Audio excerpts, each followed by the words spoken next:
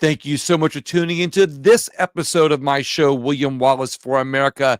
This episode is brought to you by Bond Arms. Please go visit Bond Arms at bondarms.com and send them an email. Tell them William Wallace sent you, but go check out their inventory. I can promise you there's going to be a lot of things that you're going to want to add to your collection. With me in this episode are some friends of mine, Jill and Matt Dennis, and we're going to talk about what ankle bracelets have to do with freedom. It might sound a little crazy, but when they talk to you about their digital jail that they offer, or digital incarceration, as they refer to it, I think you're going to find a lot of interesting things that are happening with their company in Louisiana as a microcosm of things that are going on around our country, what it has to do with not only freedom, but with the freedom of the others that are victims of the people that are being put into digital incarceration. Jill and Matt, thank you so much for joining me today. I really appreciate it. Thank you for having us. So I would like to, let's first for the audience introduce what is the name of your company and what exactly does it do as it pertains to ankle monitoring. Well, we're the Association of Supervised Ankle Monitoring Providers. What we have done is actually form this incarceration in a way that makes everyone accountable. The providers accountable to the community, accountable to the courts, accountable to the offenders that they're monitoring. A way to make sure that the courts and law enforcement are informed when offenders do violate. And in a way for the law enforcement agencies to be able to look in and see what's going on and how we can make sure that the laws are being followed.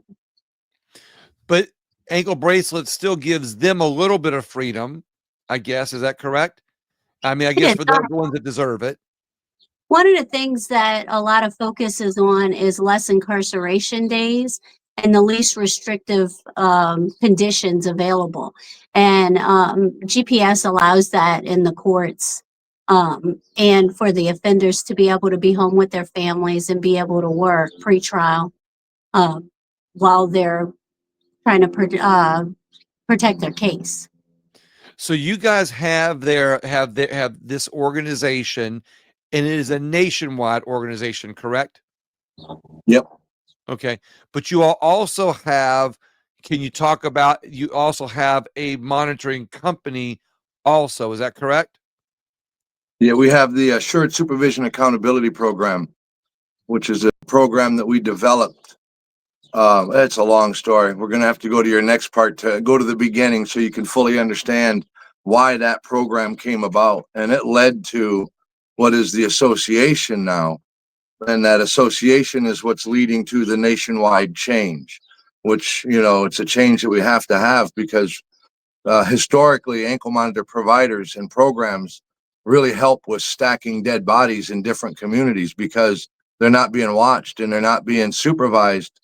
It's a feel-good moment when a judge feels like he can let somebody out on an ankle monitor.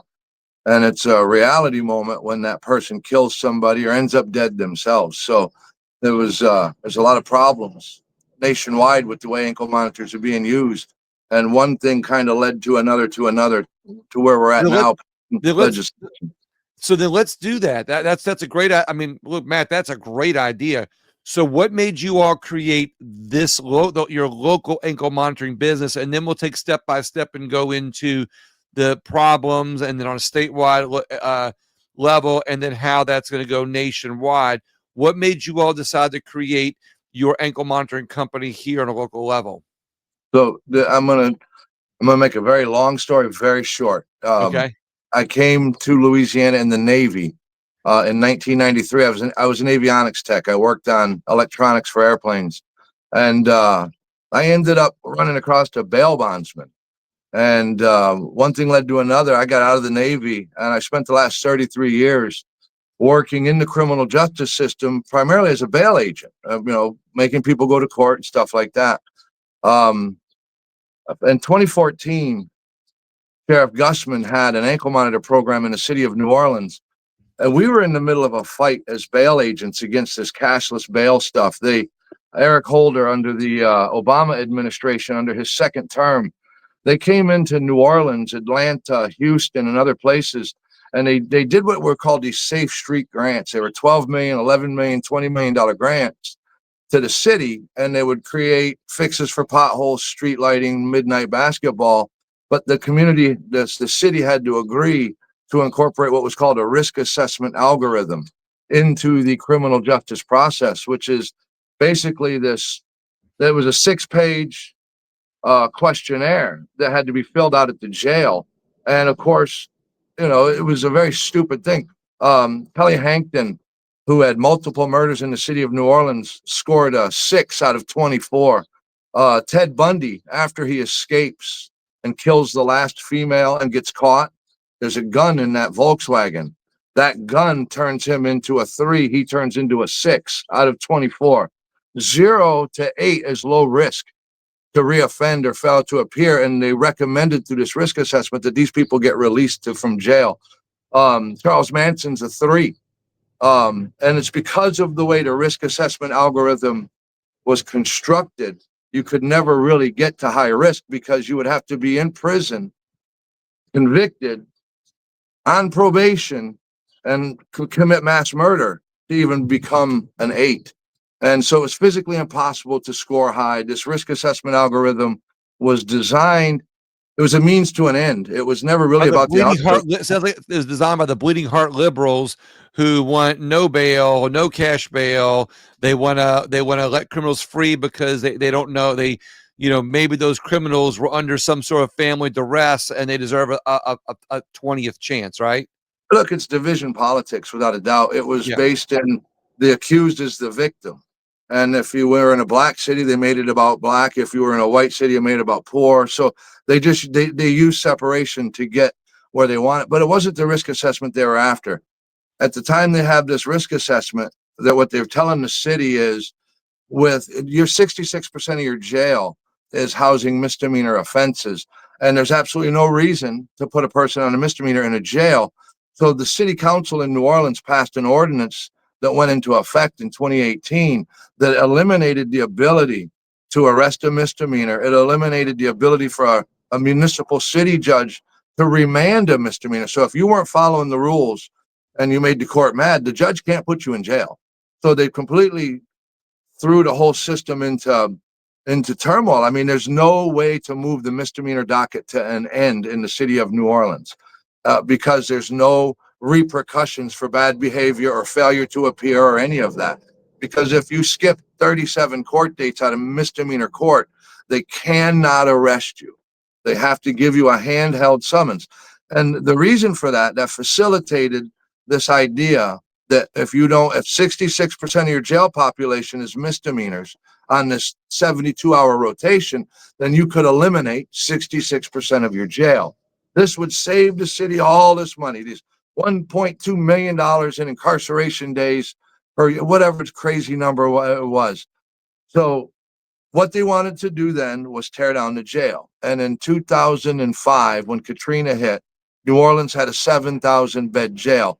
In 2014, when the Vera Institute of Justice hit, we had a 3,400-bed jail. Today, after Susan Hudson and everything that we've had to deal with, we have a 1,280-bed jail. So you stack the fact that there's no jail space. We have a group of judges that ran in New Orleans on what they called the flip the bench agenda. And these were out-of-state, public defender-minded people who have this idea that, they literally wanted to end cash bail. They were setting $100 bonds on armed robberies, $100 bond.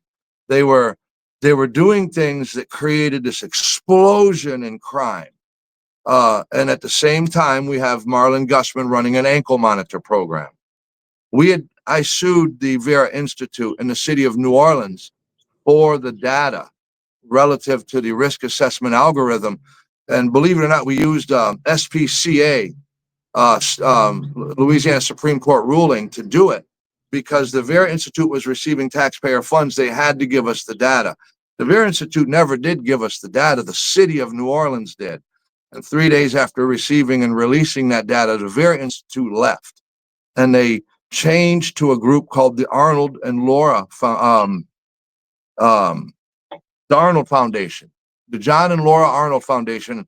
He is a guy that was the unindicted co-conspirator of Enron.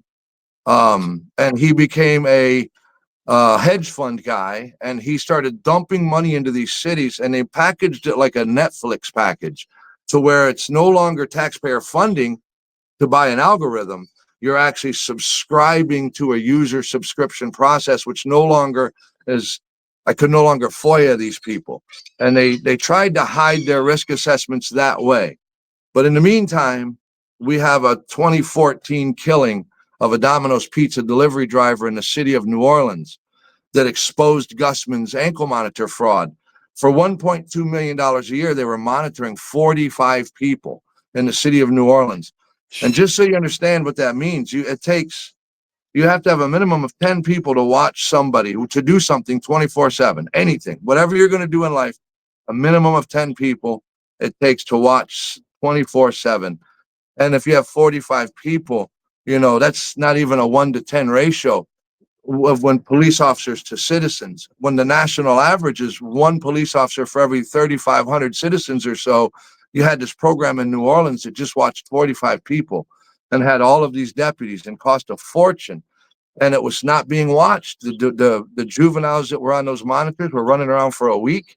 The day before they killed the pizza delivery driver, they pistol whipped the lady and stole her Lexus.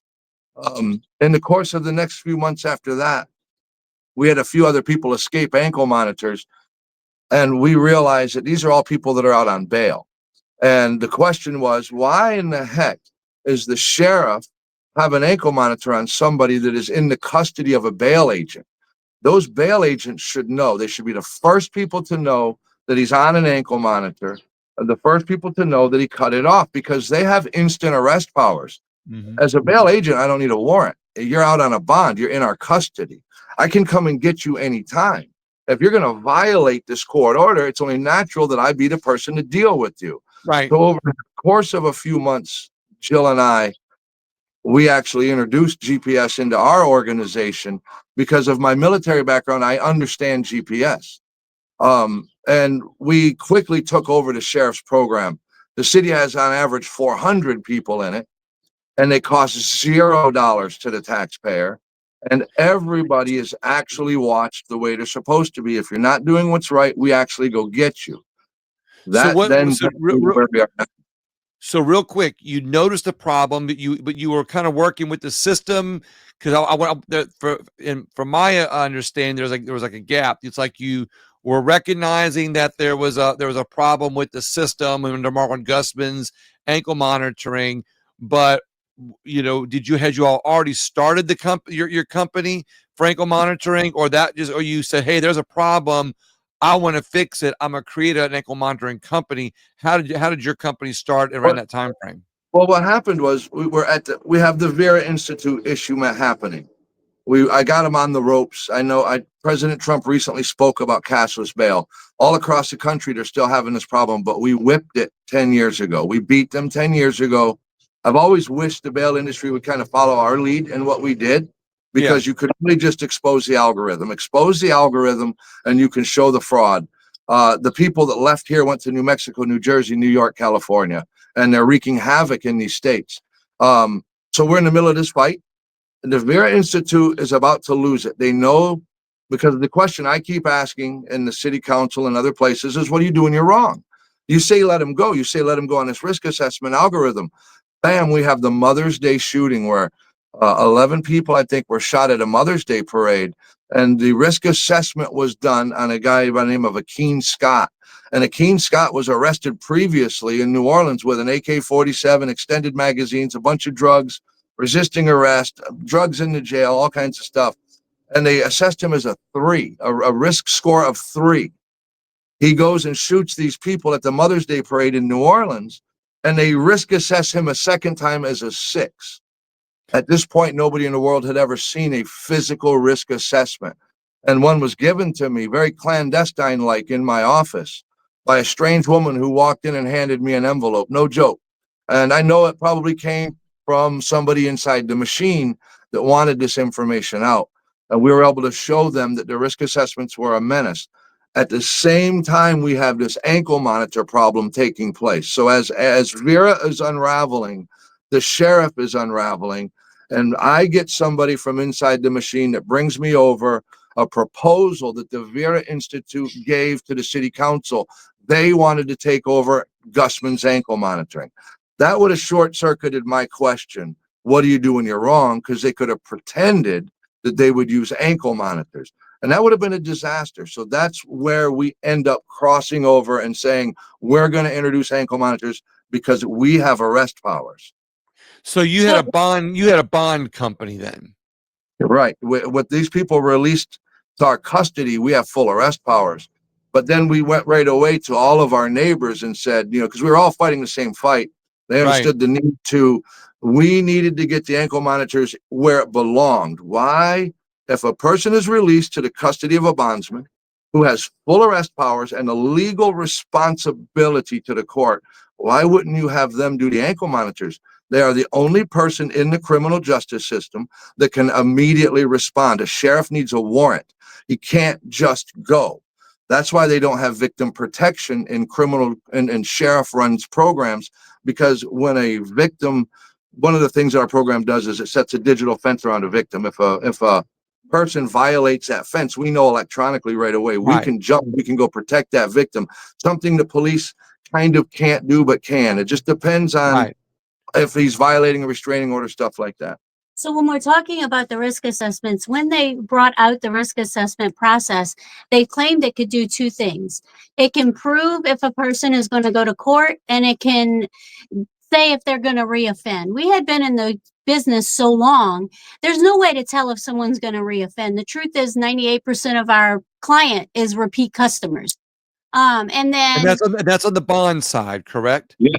Right. And then on the reappearance, the difference between us and the Vera Institute is if they're wrong on the court date, nothing happens to the Vera Institute. If a person skips court on Vera, nothing happens. There's no penalty for them. If a person skips court on a bail agent, they stand to lose 100% of the insurance they put up. If they promise $100,000 bond to a court to make a guy go to court and he don't go to court, they don't lose. It is a real loss. It is a true $100,000 cash loss instant. There is no in between. So there was a huge penalty to pay by the bail industry for not performing, and their only performance that they have to do is make a person go to court. When we blended the ankle monitors into bail 10 years later, you have the best bondsman on the planet. You have the best ankle monitor on the planet, because you had people that put ankle monitors on. I'm going to skip forward. Currently, we're working on legislation to change what I'm about to say. We have people in Louisiana that can put on ankle monitors. They can be a convicted felon. They can be fresh out of jail. They can be high on drugs. They can be completely crazy, and they can charge whatever they want, and they can get away with doing absolutely nothing. Okay. The bail agent makes a person go to court.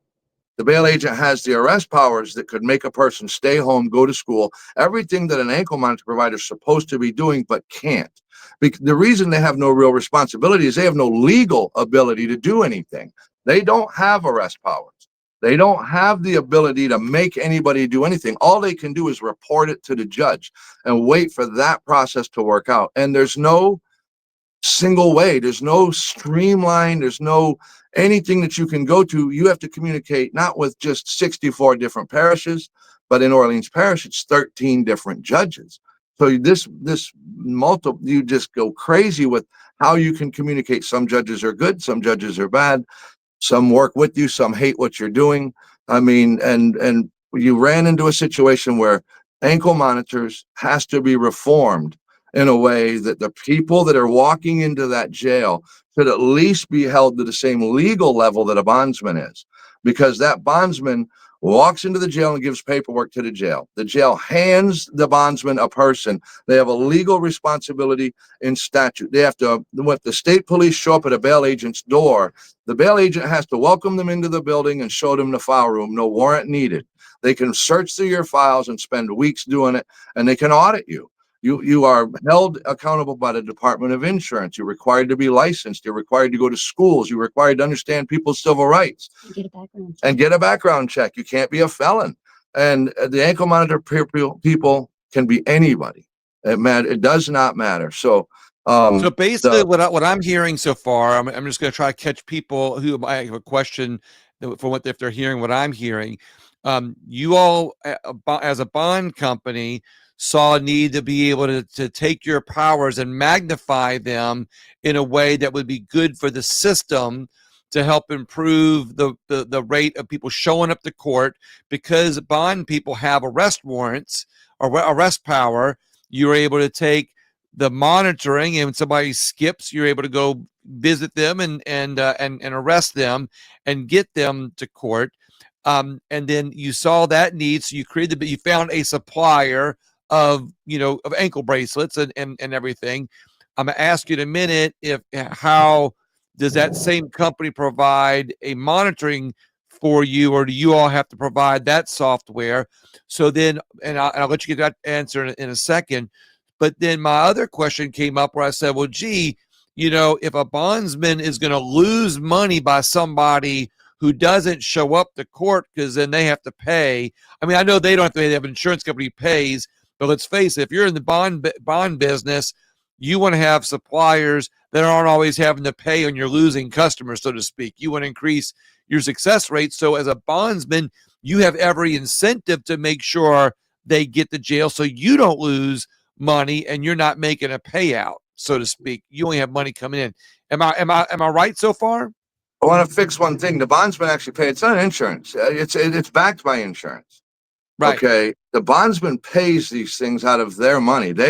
Every bond a bondsman writes a piece goes to what's called a buildup fund. And that buildup fund is your money. And you get it back if you close everything out. And those funds are usually pretty large when you're in business for 30 years.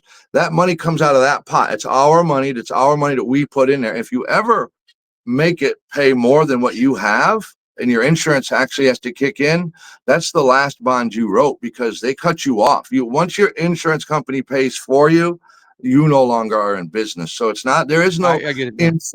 We pay it out of our pockets. And yes, the number, first of all, we were fighting to stop people from destroying the bail industry, because that's our livelihood. We maneuvered well, and they were on their way out. And at the same time, we had GPS come crashing down in Louisiana, like it is everywhere else. And we saw the losing side trying to jump over there and take advantage of that. And we realized we could not let that happen. And again, the truth is, there is one entity in the criminal justice system that has full arrest powers over everybody released to their custody. They are the proper place for this. And I want to add, in the bail industry, the arrest powers is an incentive. Someone misses court, we can always bring them back to court and get them a new court date and keep that case moving forward. It's not always about putting someone in jail, but it comes to the same thing when it comes to ankle monitors. If someone is constantly violating curfew or having these violations, the arrest incentive is what helps us to get them straight, to make sure they're following those conditions. It's not always about the arrest powers being able to put someone back in the jail, because that could cause a problem. It is about the incentive that they know if you don't get right, you're going to go back to jail, and we can make sure it happens. Jill, that's an awesome thought. So basically, you all not only become an advocate in some way for the person who is under monitoring, but you also become a counselor of sort to be able to help, kind of, hey, look, I mean, because you're putting these ankle bracelets on, so you're in contact with these people. You're able to say, hey, look, this is, come on, you got to get here so so you don't lose. Well, not only that, we deal with the whole family. We know mom, we know grandma, we know aunts, uncles, cousins, kids. I mean, we work with the family, work with the offender and defendant, and work with the court to ensure that we are maintaining that less incarceration days and minimal restrictions possible for the conditions. But we go one step farther, though. Wait, real quick. So do you find that there's a movement on the opposite side of the political aisle of people that are more bleeding heart, want to do the right thing, that create these ankle monitoring companies as a way to say, we're going to ankle monitor them, but we're really, trying to get them out of the system? Is there kind of a movement against you all to use that power of ankle monitoring to get people out of jail or back on the streets? The movement against ankle monitors right now, and the ACLU actually put out something not too long ago, saying that it is a bad image on the offender, that it's not the least restrictive. So there are some things that the other side is trying to do to downplay the effectiveness of GPS. But deeper than that, So look, Matt, the ACLU, you go one step further, Matt. the first one step further, where the only, and they kind of blend together. First of all, you have an old ankle monitor way, and the old ankle monitor way is somebody with ankle monitors presents the judge an easy way out. Now the judge can make everybody happy. You're going to jail, and he's not really in jail. But the public don't know that. They see him set $100,000 bond. That's what the news reported. 2 days later, he lowers it to 10,000. He makes bail and puts him on an ankle monitor, and everybody's happy till he kills somebody. And then they realize that he shouldn't have been out. But the reason why he shouldn't have been out is because the people that got him from the jail don't really watch him. They put an ankle monitor on him. They're incentivized to have people on monitor. They get paid for that. They don't get paid for the bond like the bondsman does. They get paid for the monitor. So taking people off kind of cuts into their profits. Also, really watching them. You want a lot of people. You want to have a lot of people on monitor. And watching a lot of monitors 24/7, 365 is really hard to do. And it costs a lot of money. And proving that you really watch them costs even more. So getting them to watch them is almost impossible. Getting them to prove it won't happen. It will in this state because we've changed the rules drastically, but it was because we built something that people can use as an example. Because the one thing that sets us apart from everybody else is those arrest powers. When we're talking to mom, sorry, garbage man going by. When we're talking to the mom, when we're talking to grandma, when we're talking to the person wearing the ankle monitor, they're talking to somebody who will absolutely arrest them on the spot if they don't behave. And they're the only person that can do that. They have nobody else. Everybody else talks. They threaten. They promise that they're going to do X, Y, Z. And almost none of them do anything. So you've taught this person that you're nothing. It's a facade. Our program is different because if you don't, the very first thing they have to do when they get out of jail, after they've done their paperwork and they go home, they have to get their phone and they have to register their cell phone number with us. Failure to do that means somebody with arrest powers is going to show up at your house. And if you make us show up at your house, we're going to invoice you for the trip because it's part of the agreement you made. So we're going to punish you. We're going to put you back on track for personal responsibility. If you don't register that number, if you change your address, you have to do it by the letter. There's no program that can tell you that in Orleans Parish, 100% of the people that are out on bail wearing an ankle monitor have a proper address with the court with a working phone number. And some of these people are in there for years and they can't. The number one problem a bail agent had is people moved right away. They change their phone numbers. You got to hunt people down. We don't hunt people down. They don't miss court anymore. They can't miss court because they're being supervised before they ever miss.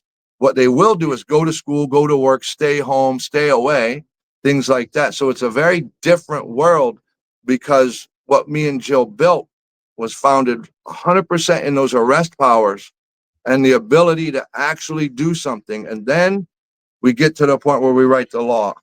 I want to go So back. let's bring it to a Louisiana, level now, where what you all are doing in Louisiana is something you're going to take there. So the Louisiana law and how it ties into with your organization.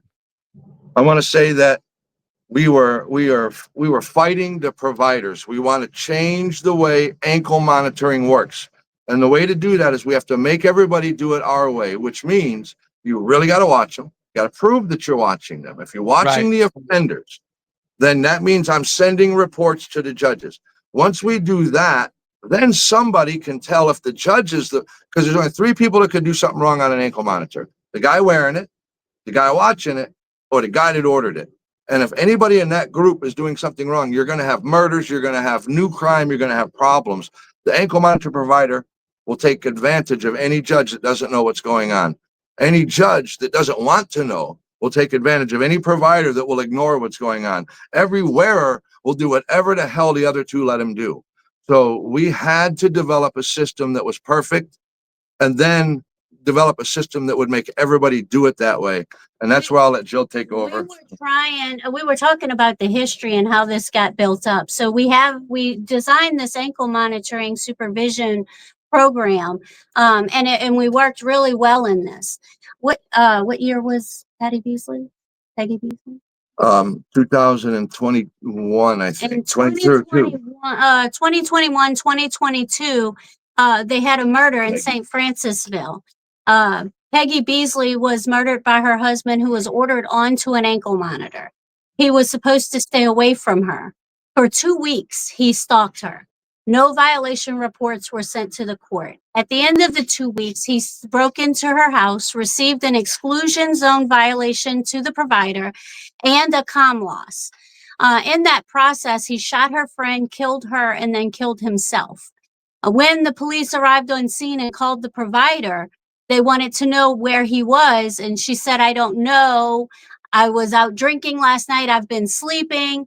They said, "Well, we know where he is. He's dead at our feet with aluminum foil wrapped around his ankle monitor." Long story short, we assisted the DA in that case. We were able to get an indictment on the provider. However, the First Circuit Court of Appeals overturned that indictment because they said there was no law that said a provider actually had to monitor someone. So I became very angry because I didn't take it as I needed a law to monitor people. I took the responsibility when I went to the jail and put an ankle monitor on that offender. And I wanted to make sure every provider of GPS was doing it the same way. So the only place I knew to go is to the state capitol. I knew we needed a law. And that's where I began my process of working with legislators to make sure we're focusing on GPS and making sure that we can quit having the dead bodies. Because in this whole process, we got Christy Thibodeau, we got Mr. Carter. We just have this list of people that are being murdered by unsupervised ankle monitor wearers. And it was a crazy situation because we could avoid it. And so that's where I want to say one thing. We also have ankle monitor wearers that were ending up dead. Okay. And that could be tracked back to a bad judge, bad provider relationship.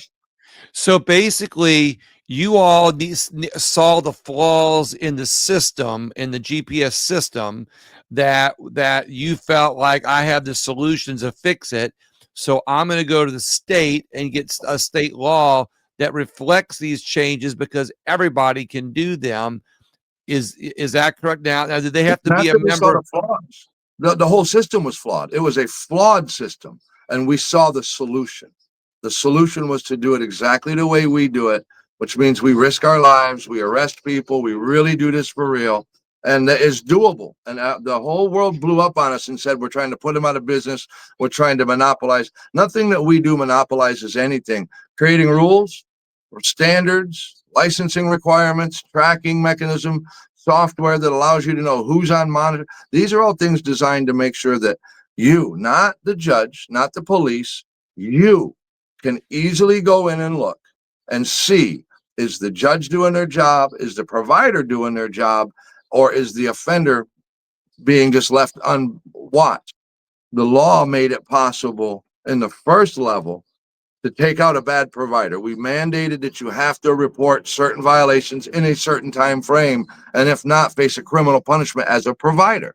And people asked us if we'd lost our minds. Why would you pass a bill that could get you thrown in jail? Because we're not going to go to jail. We're going to make every other provider do it this way.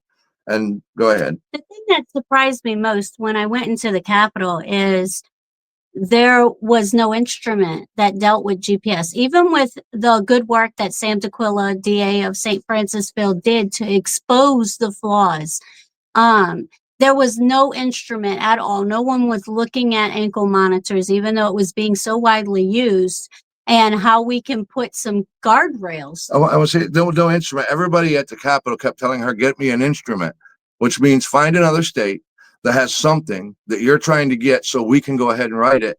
And we discovered there is nothing. There was no bail law, GPS law anywhere in the country. So it had to start from scratch, and Jill actually had to do it herself. Yeah, Is that when you is that when you got the idea to start a national organization that cut around this? There was thoughts of it. The biggest goal we had at that point was to put some guardrails up so that we can ensure that people aren't, when the Domino's delivery driver got killed, it became a triangle of blame. No one got held accountable. And no one got, and there was no answer to how to fix it. Everything was talking about the problem. And what Sam D'Aquila did, and what we helped him do in the indictment, is we were able to take those problems and look at solutions. And that's what we needed, to focus more on the solution than on the problem. Right. The association is more there. You have to understand, putting providers in jail for not reporting was an explosion in the ankle monitor world. We became public enemy number one. Okay. The association, it was a wall to protect us from manufacturers, because the manufacturers were very upset, because this is a domino effect and they know it. The minute one state enacted some form of true legislation, this is going to move through the country. There doesn't exist. Because they want more people getting into business than getting out of the business, so they can sell more ankle monitors. Well, is that correct? Listen, well, it's not just that. The system that's in place right now, you have to understand, wholesale, nationwide, every community, there's nobody watching ankle monitors. Ankle monitors are a facade. The step-by-step process to develop our website means that's over. It's real simple. I asked the AG's office recently, how do you know if they didn't report? And he said, well, if we don't have a report and they did something wrong, so you're going to wait till the death, then you're going to find it, this guy. But how do you do it for everybody across the state? How do you know if they don't report? And that it's a very simple thing. When you go to our website, you can literally look at a graph that says total alerts. That's every single time a person violates the condition of their ankle monitor. They left their house, they whatever. And if they leave in their house, they're on curfew or whatever. Is that a violation? The answer is it might be. They might be allowed to go to work. So you literally have to look at every alert and determine, did they violate something? And were they going to work, or did they violate? And if they did violate, it shows up as a violation on the graph. And if it's not a violation, it shows up as a not violation. So we have a graph that says we have 50,000 alerts this year alone in Orleans Parish, and 10,000 of those were actually violations. That spread gives you the ability to audit us completely and tell if we're lying. That allows you to put me in jail if I'm lying. More important than that, if I'm doing everything perfect, and this guy, Nicholas Marana, he's in our program for 60 days, he gets 45 violations. This is a post-conviction, which means he's on probation. There's no bond. He's released to probation and to our ankle monitor. All we can do is report to the court. If the judge would have put a probation bond on him, we could have arrested him. But the judge didn't, because it's a New Orleans judge, a new one, that doesn't like, he thinks everybody's a victim in the criminal justice system. He lets this young man run around for 45 days, and he shoots 4 people in the French Quarter, killing 1. And he's captured 35 minutes later, because we've trained NOPD that our stuff is open. You can go in right now, pull up the dots, see if there was an ankle monitor at the scene of that crime, know instantly that there was, instantly grab this dude and catch him. And this is the way it should be for every ankle monitor in every jurisdiction of the country. Law enforcement should be able to instantly tell if they're on monitor. And the way to do it, if you get a crime at the corner of X and Y Street at 2:30 in the afternoon, you put that in the system and you say, was there an ankle monitor there? And it says, yes, there was. And this is the number for that ankle monitor. And they can then call Jill, and they can then capture the guy and put the guy in jail right away and have all the evidence you need to build a rock solid case for the murder charge, because every dot, it represents his location, and every location has different cameras and such there. But so is it just kind of the time? Go ahead, Jill. I keep going back because we were talking about this timeline. When Peggy Beasley was killed, the Times-Picayune put out a release of information. They sent something out to all 64 parishes, and what they wanted to know is who the providers were, who were they monitoring, and how many violation reports they had. Only 6 jurisdictions could actually provide that data. And that was a big problem because we don't even know who the providers are. I mean, we can get into each offender and how each offender is causing these issues because of a judge, a provider, or the offender. But it started with our state doesn't even know who our providers are. And that's a problem because, and I say it this way, you could go online, you could buy an ankle monitor online, you could show up at a jail with a letterhead with your phone number on it and get your fellow gang member out of jail on an ankle monitor and never be held accountable for anything he does once he exits that jail. And that, to me, for lack of a better word, is asinine.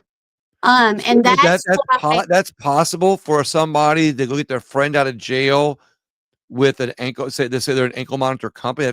Is it possible? Is it happened? In most jurisdictions, it can. How would you know? There's no way to tell, and that's what we want to end. Let me answer that better. We have a story out of Baton Rouge where a provider actually had equipment that was broken and not working, and they were walking into jails and putting it on. They were captured because one of the people on an ankle monitor was actually a relative of one of the DAs, and they determined that the box was empty. There was not even any equipment in it.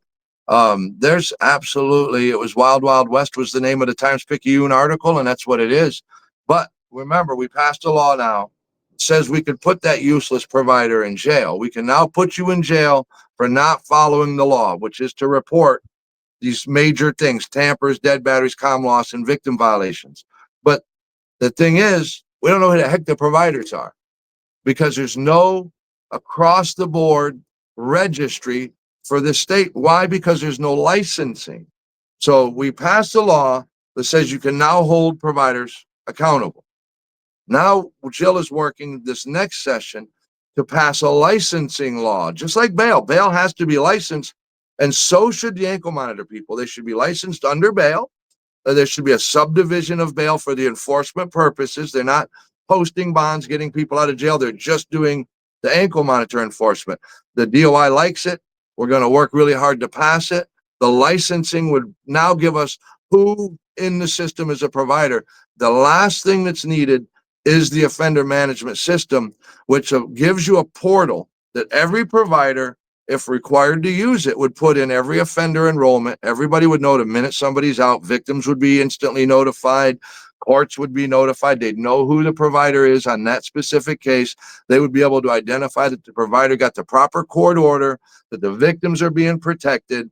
And then as the provider receives their alerts, forcing them to put those alerts in that same offender registry allows for people like the AGs and the local DAs to investigate and determine, was it a provider issue? Was it a judge issue? I mean, theoretically, if the provider's doing his job, then the offenders are not the problem. And I can tell you with experience, if the providers are doing their job, the offenders will respond.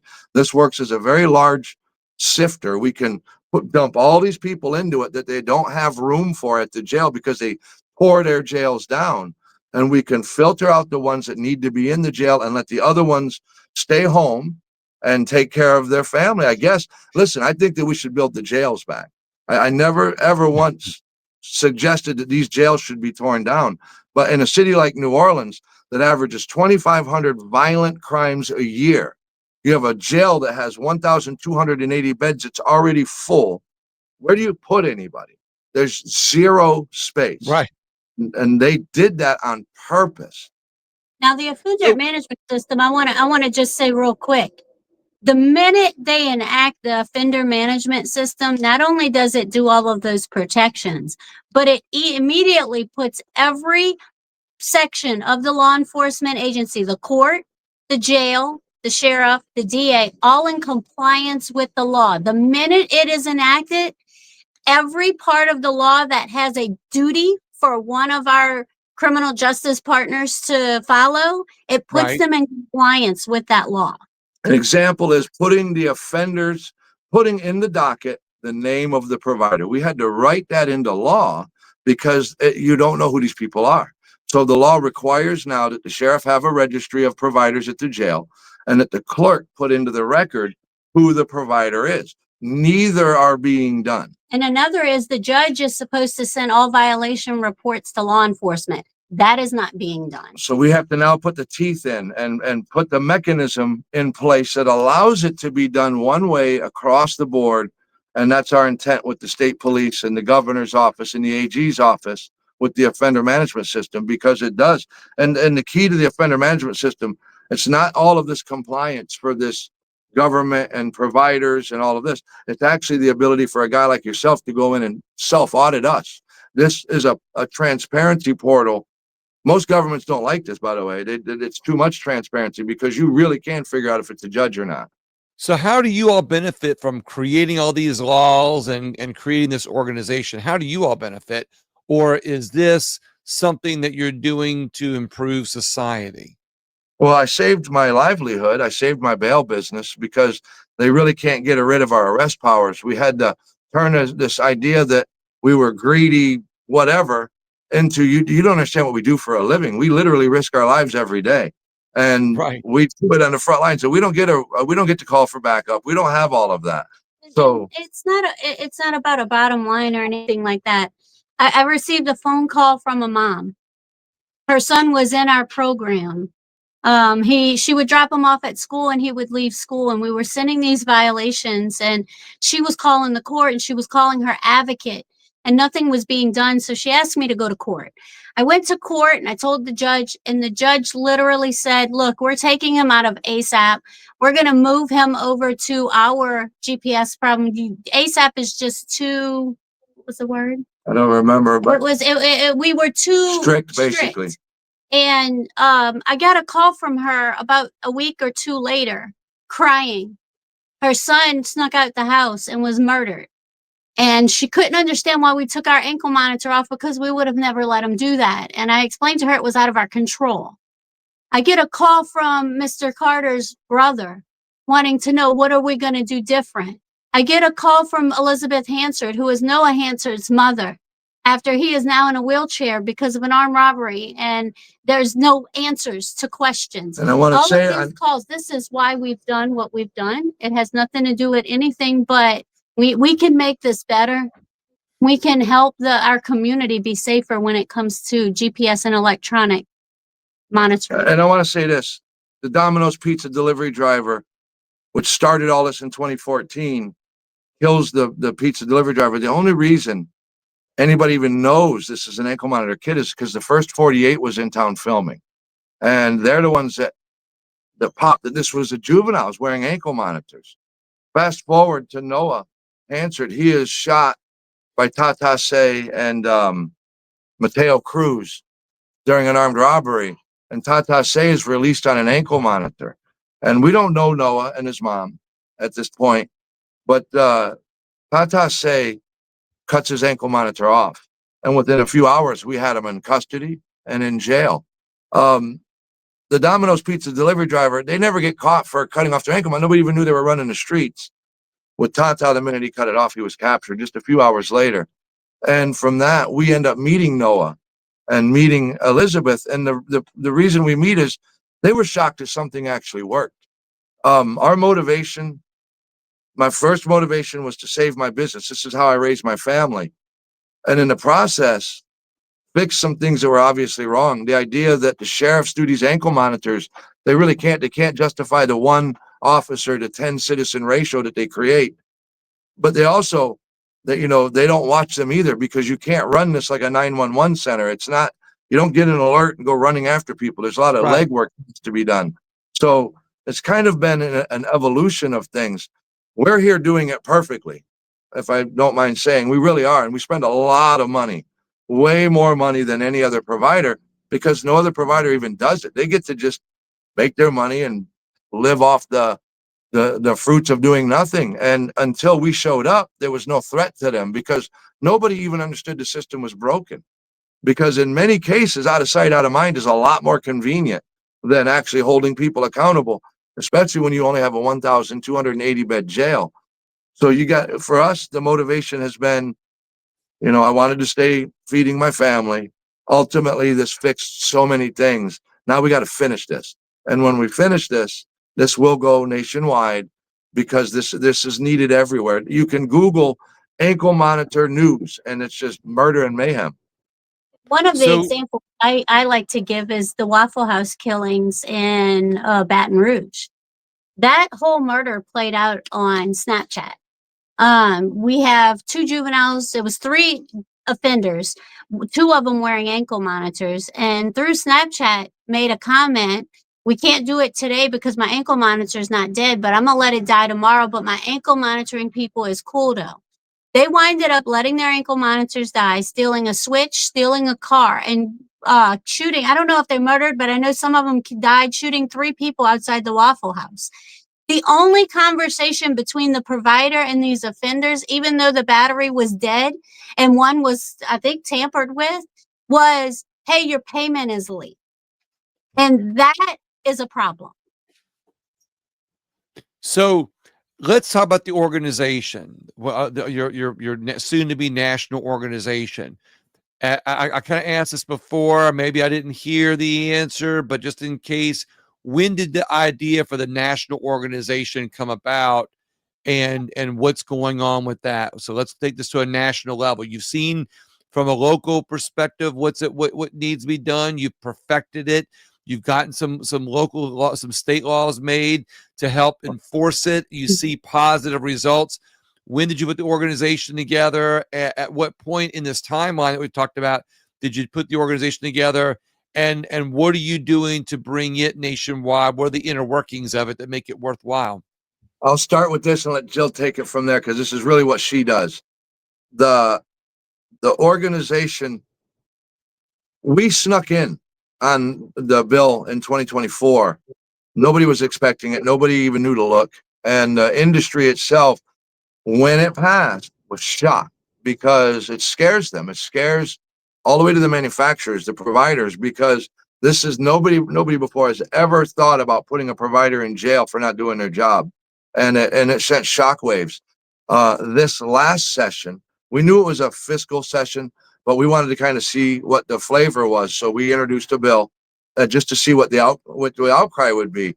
And the industry is freaking out. Okay. And so is, in some ways, the bail bonds industry at last year. Now, a lot of the bail parts are fixed.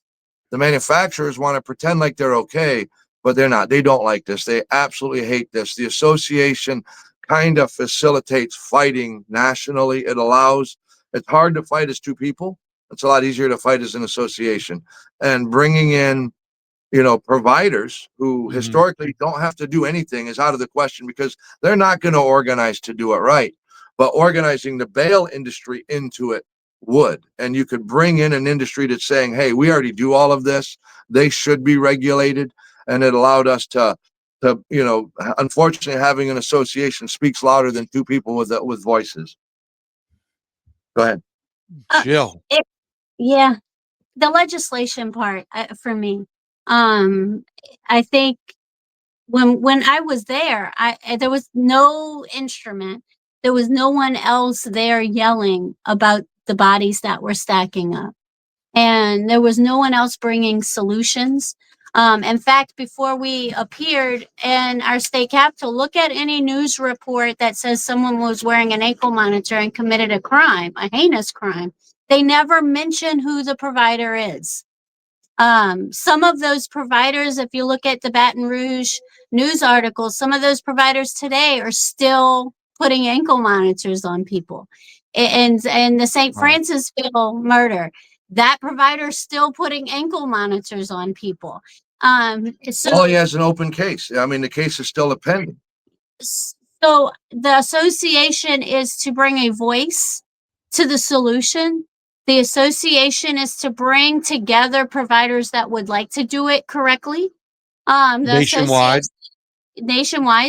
to bring together the criminal justice partners that are responsible for people that are out on ankle monitor, to bring them all together into one room and say, let's build a system that works. Let's build a system. I'm never going to say we're going to stop the murders, because you can't do that. You can't say we're going to stop the strap tampers, Right. because we're not dealing with stupid people. They have no common sense, but they're very smart people. Right. They break out of prisons. They're going to break out of a digital jail. It is what happens as we go through that process. We need to make sure that we have the rules, regulations, and licensing in place to hold the people accountable, and Right. to be able to train them and make sure that they stay up to date on what the rules are, and maybe put heads together so that we can build a system Right. that is unshakable. I will say that it does Love it. change offender behavior. When they know you're being watched, they do behave better. If they know you're not being watched, a person who may normally probably perform well is going to stray. But when they know they're being watched, they absolutely do not stray. So actually watching people does work. It does help curb some of the bad behavior. And I do want to say that we sent shockwaves through the industry when we created the law of last year, which made it possible to put us in jail. We sent shockwaves when we created the association, because they see that there is no organization in ankle monitoring, nowhere. They're all fractured. And then the third thing, the biggest shockwave, which is what they really are afraid of, the association is kind of unique, and that it's not really a group of providers that meet and drink and eat and be merry. It's really a database. It's all about this software, and the software has everybody rocked because it is absolutely the answer. The software allows the instant understanding of the circle. You know if the provider's doing their job, and you know if the judge is doing their job. The judges hate it. They hate it. The judges are so upset with Jill because she's created this environment where they can actually have to be held accountable. When you couple that with the changes to the malfeasance laws, when you couple that with the changes to the criminal committee that Governor Landry appointed 5 new people to, that allows you to investigate judges, that allows for judges to be, if they're being investigated, the outcome. These were things that, over the last few years that have changed. So the association is something that we've developed because we're fighting bigger forces, that it's not just offenders that want to misbehave or providers that just want to get rich, but there's people in the machine that don't like this. There's people in the old industries that don't like this, because with the bail bondsmen, they do one thing: they make you go to court. And what I suggest is you're going to make them stay home, stay away from victims. These are extra work, and some of the bondsmen don't really like this idea. So it's an evolution. We got to change the way people think. We got to change the way people talk. It's a kind of a full circle change. So it's a very unique place. And one last thing, the association, again, it's unique in the sense that what it really truly is a database. And it is a database that is an amazingly good idea that absolutely solves everything and will 100% spread like wildfire. And everybody in the machine knows it, and everybody's stunned right now. Did y'all create the software too? Yes, we wrote the software. Okay. The one Jill? thing that I look at, the Senator Cloud and the Attorney General worked last year and passed a law that dealt with GPS when it comes to the judges. And what they did was they said after the 3rd confirmed violation, an offender no longer qualifies for GPS and must be held in jail till the trial. The argument through the court, and judges vocally said this, you're taking the discretion away from the judge. And I didn't understand that, because it didn't say after the 1st. It gave the judge discretion after the 1st, after the 2nd, and it doesn't take it away until the 3-strike rule, the 3rd confirmed violation. So that is a fight. It seems like there's a kind of argument on each facet of the the criminal partners, the judges, the providers, Right. the offenders when it comes to the ACLU. So there is a fight to make sure that this continues as it has been, and we need to make sure that it doesn't. And Are you all looking for a way to bring all these sides that are fighting together? Are you all Well, we're trying to doing find a that. way that can kind of solve, that can kind of say, hey, look, you might not like it, Mr. Judge, because of this, the offense, and you're looking for a way to bring it all together?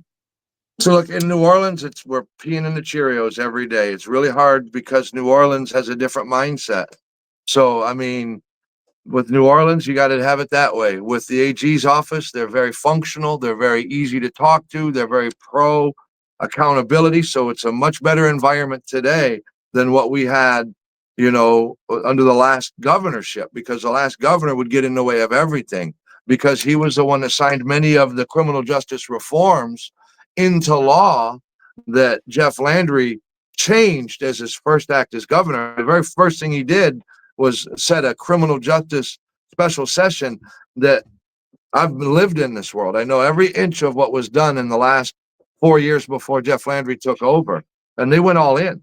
And they did things like make it, you could no longer release even the name of a juvenile, which means that when a juvenile gets arrested for multiple armed robberies and a shooting, he would go to court. The mayor of New Orleans could go in and testify on behalf of the shooter and get this kid no jail time, and you would never know it if it wasn't for the victims being mad, telling the media. So they hid everything. You made it this giant iron curtain that created an environment where judges were ordering kids out of jail and they're wreaking havoc, and you could never expose it. I could know a juvenile's name, I could know what he did, but I couldn't tell anybody because it was a crime to mention the kid's name in public. So that one simple change fixed a lot, because that was a disaster for justice. When you take some of these kids are really, really, really bad. And Laura Rodriguez-Canizero did a very long essay on some of these kids. And some of these kids we've had in our program, and we know these kids. And it was nice to see somebody be able to to write about the history of these juveniles. And the laws that they changed were a disaster. So, it's a process. It's never going to stop. Matt said a really important word: accountability. When you set up a system that has no accountability, it's kind of hard to make people take accountability for certain things. And that's what we're focusing on right now. Good point. Just to clarify, what was the law that you changed to help solve the issue with not being able to say a minority's name? What was that? How'd y'all change that again? The Governor Landry, when he first took office, he did a special session on criminal justice, and they erased a bunch of the laws that had passed from 2014 to 2018. They made a big push to, you could no longer put a picture of an adult on the internet. You could, when a person gets arrested, they would have their booking picture. They banned putting a booking picture up, and they banned the ability to give out a juvenile's name under any. You could not know the docket number, the name, nothing. Prior to that, the media would be able to get the juvenile's name. They would be able to know the docket. They would be able to read the docket. They could see the case. They couldn't go in the courtroom, but all of that went away. So what they did was they repealed all of the stuff. I don't know which laws it was, but they basically erased the previous 4 years worth of criminal justice reforms that were led by New Orleans. New Orleans somehow was able to push a lot of this stuff into, and it wasn't just New Orleans. It was, it was in a whole agenda. Crime so now they can see the names of juveniles, see the pictures of adults, to be able to help make that connection on these not changes. Just that, you can see the history of juveniles. Now you can look at their history. Now they have to release the violent history. Some of the things that they didn't reverse was the banning of arrest of misdemeanors and stuff like that, but you really can't because it's a city issue. So one issue that somebody brought: a juvenile gets suspended from school for bringing a gun or whatever, and all they have to do when they get that suspension is they can actually go to school in another parish, right? That parish never knows the history of that offender because you can't release it to the school. And to me, that tells them that school doesn't know what they're dealing with. And prior to the changes under the John Bell Edwards administration, the schools could communicate with each other, but now they buried that. It's really a victimhood thing. It's turning the accused into a victim, and there was a very large push, and it was very big. There was a lot of little things that they did that added up into a really big problem. And just some of them was what Governor Landry did when they reversed so much of what was done. And that's not all of it. There's still some left out there, but people don't really truly understand And it's funny because we've been at this bail reform thing since 2008 for us. It really ended for us in 2014. And you're just now seeing the president talk about it. And I don't think people really understand what cashless bail means. I really don't like that word because they called it money bail. The people that didn't like us, they tried to label it as money bail to try to make us look greedy. These are very organized people. They create talking points. They absolutely have agendas. How about changing it into responsibility bail? That Well, makes them Last session, Senator Barrow brought a bill to actually put organized cash depositors as an identity in our legislation. And I spoke very candidly about that at every committee meeting that there was. And this bill actually passed. And the governor vetoed the bill. And I am urging our legislators to look at these organized cash bond depositors and make sure that we have some stop holds on them, because they are creating a problem in our state and across our country that is dangerous. So you understand what that means? Organized. I told you that, you could be a felon. It sounds to me like it's an organization funded by George Soros that is funding people to go in and let the criminals out of jail. Yes, but just so you understand what the problem is, because that's easy. That's a very generic statement, but know how bad this is. Remember, I told you at the beginning that ankle monitor providers, it could be a felon on drugs, all that, and just go put on an ankle monitor. Well, a cash bail provider, Montrell Carmouche runs the New Orleans Safety and Freedom Fund. They're funded through a group called Operation Restoration. Montrell's Carmouche is just north of $200,000 a year as her payroll. And Montrell, her previous experience was 19-year federal inmate. She spent 19 years in the federal penitentiary on drug conspiracy and racketeering style charges. She gets out and now runs a thing called the New Orleans Safety and Freedom Fund. This Freedom Fund, they receive cash donations, anonymous. You don't know who's giving the money. It comes into this organization. They go over to the jail. They tell you they're only doing $5,000 and below bonds on women. But we had Montrell's relative on ankle monitor on a $100,000 bond. There was an armed robbery charge. So we get to kind of see behind the veil of their lies. So the woman that's receiving cash donations takes a $100,000 donation, uses it to bond her own relative out of jail, and he's on an armed robbery charge. So it's the idea that this is low-risk people is just wrong. They're not licensed. And here's my bigger question. What happens when the money sounds goes like back? organized jailbreaks. Well, when you think about it, there's really a problem. The state should look into this because the money comes in as a donation. It's dark money. You don't know where it comes because it says do-gooders. That's what they say. This is all churches and loving people that just want to help their community. When we really know it's really Soros money. Okay. At the end of the day, the money comes in. They use this money to go bond people out. Now, here's the rub. When a case ends, the money has to go back. The money came in from Carmouche. It doesn't come in from Johnny's bail bonds. So the money then goes back to Montrell Carmouche.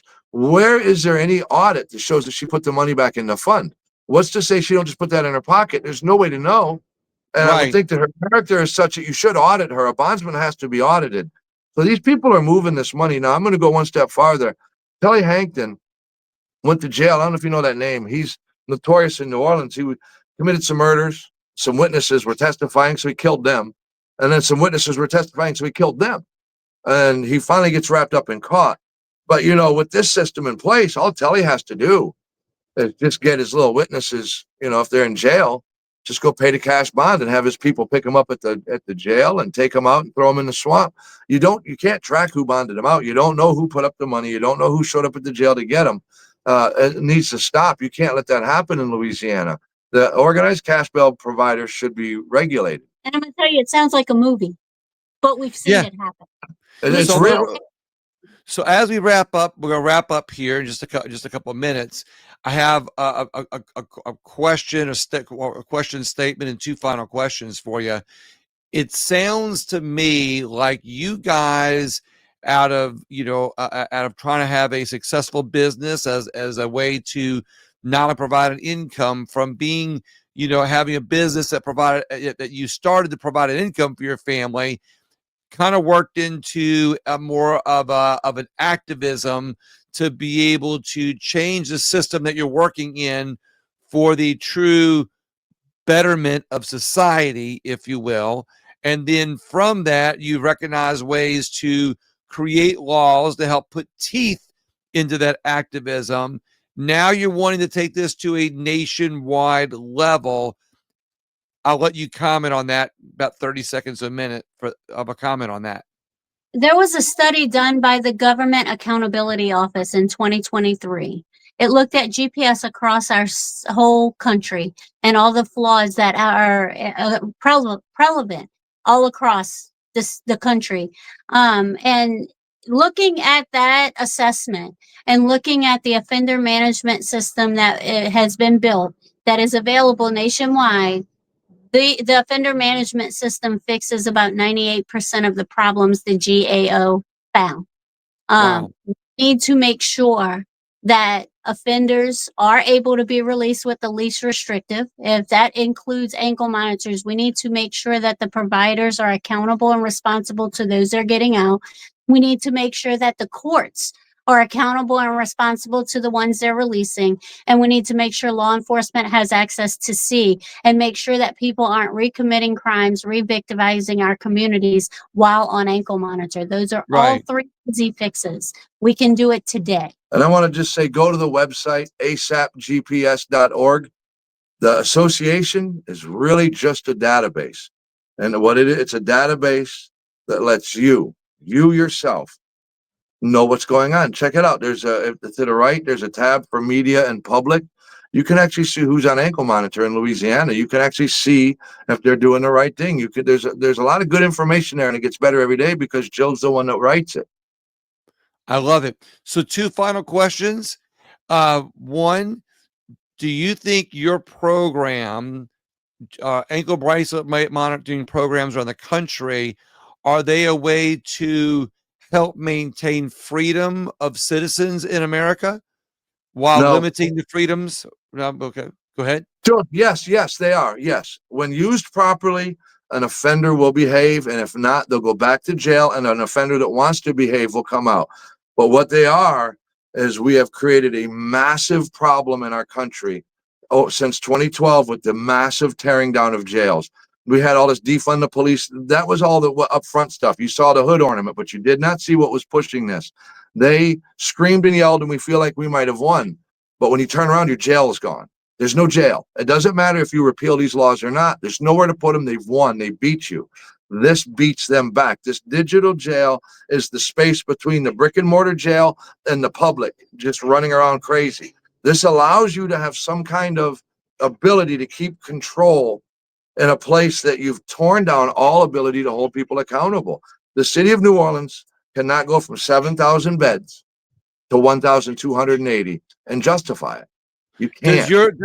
Does your industry help strengthen freedom for the victims of these criminals? Yes, absolutely. Because, all right. Well, understand this: under the sheriff's run program, they don't have that ability to implement one major key factor of this software. The ankle monitor has an ability, just like your phone. You can put a digital fence around houses, addresses, and I can put an app on a victim's phone that links to that ankle monitor. So I can control the distance apart. She has a panic button that allows her to call us or 911. They always call us because we're faster. And that's not a joke, that's real. So there's a lot of interaction with victims, and it can't be done from the government perspective because they don't really have that. They have a 911 style response. If you're having an issue, they don't want you hitting an app. They want you calling 911, and it doesn't work. This does. And so it does. It absolutely protects victims. And in any case where there's a multiple history of domestic violence, somebody was injured terribly, or something that they're fearing for their life, nobody should be released without this. They should be mandated into a program that allows for digital protection of the victims. And the minute a witness or a victim says, I was victimized and the person was wearing an ankle monitor, here's the issue. How do you find out who that ankle monitor belongs to?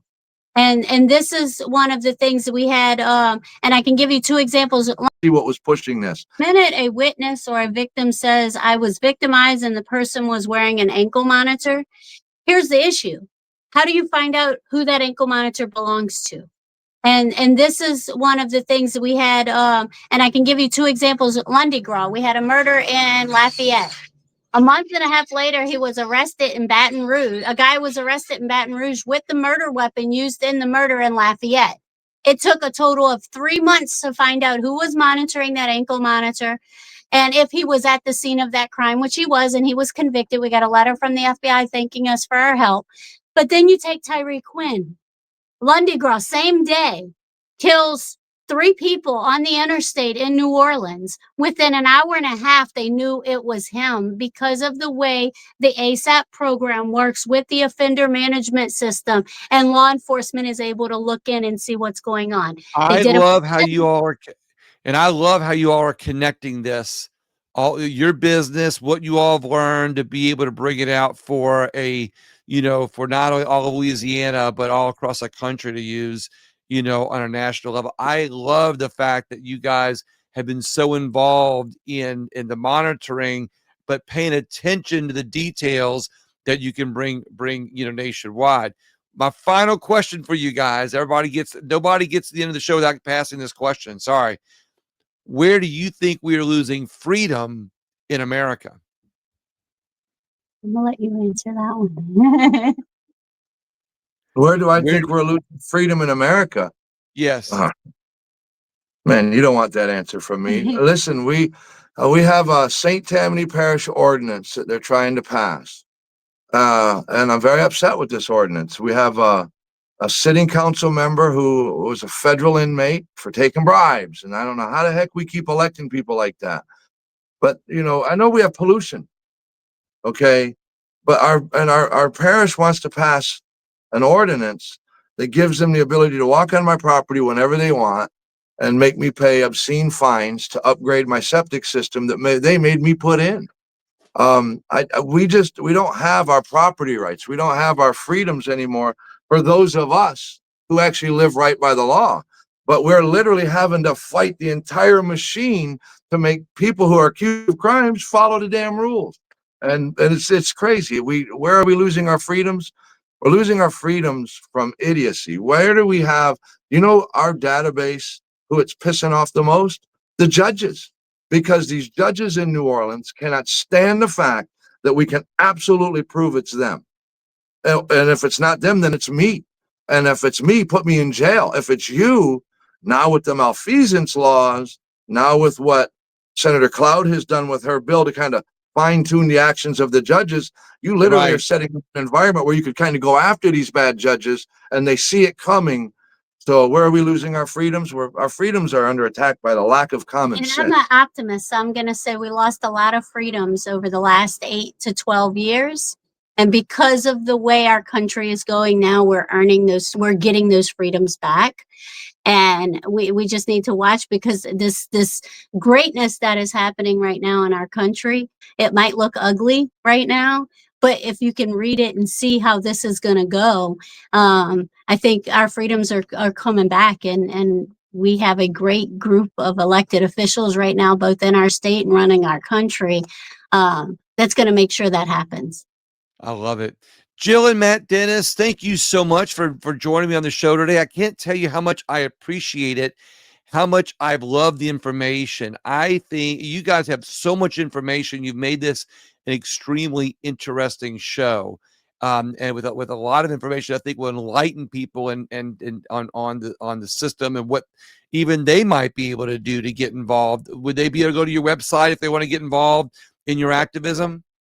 asapgps.org. And look, we do need the help. We don't need money help or anything like that. We need, and everybody's like, send money. Well, here's what we need. Know what we're talking about. Go to your state elected officials. Tell them to support Jill's bill for licensing, because the machine's going to be against us. They none of them, nobody in that wheel, not one of those wheels want this to pass, because this is truly transparent.